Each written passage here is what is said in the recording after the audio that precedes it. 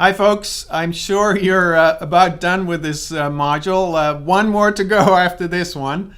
I apologize for it being so long, but it turned out that depression is quite a wide field in human diseases. And as you've found out, it includes major depressive disorder, bipolar disorder, and seasonal affective disorder. So that's why it's gotten a little long.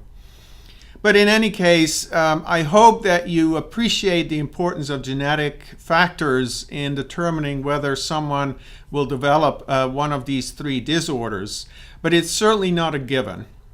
And environmental factors can either trigger the disorder or contribute to the development of the disorder.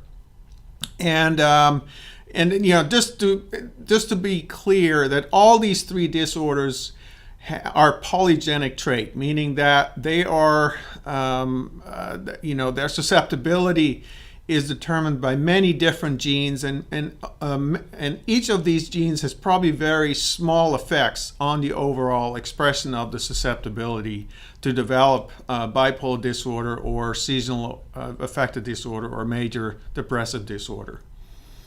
I gave you a little bit more information on bipolar disorder because I thought it was interesting that despite the high heritability for the disorder, that the occurrence of bipolar disorder within families is not seen that much in a clinical setting.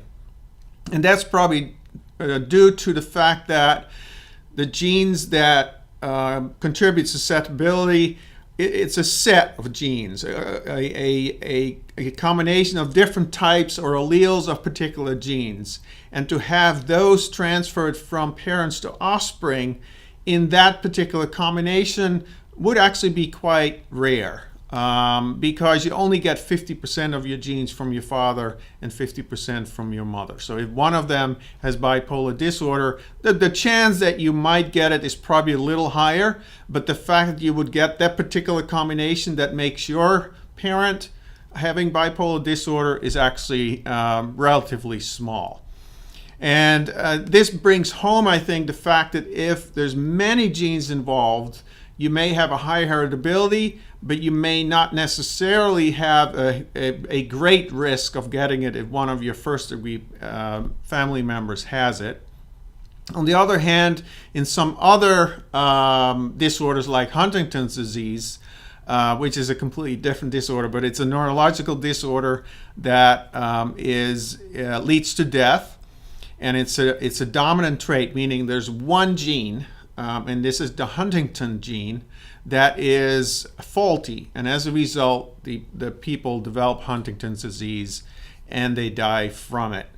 And so there's a very clear connection between if a family member has Huntington's disease, you're about you have a half a chance of getting it. If both of your parents have it, you almost have a 100% chance of getting Huntington's disease. So very different genetic makeup for these mood disorders that are polygenic and therefore have a complex inheritance to their offspring and when you compare siblings to each other. So one more module to go in this overall module 9. So I'm looking forward to it, and I'm sure you're looking forward to it as well.